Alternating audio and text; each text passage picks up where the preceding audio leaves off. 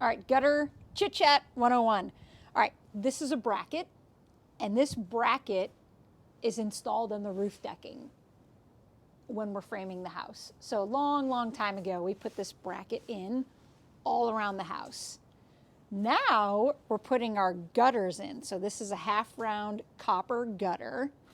And what we're looking for on our gutters is slope to make sure that water is making its way to a downspout, slope towards the downspout, not the opposite way. The other thing we're checking is this little guy right here.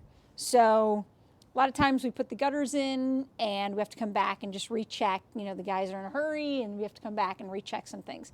So one thing that you can see on this gutter is this little tab here pulls the gutter towards the slate roof, right? So if this tab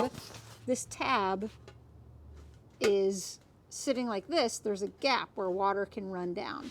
So what we really want to make sure of, without cutting myself, this is very sharp, we want to pull this gutter towards the slate roof so that water doesn't, go behind the gutter. It'll shoot into the gutter. Gutter check 101. There we go.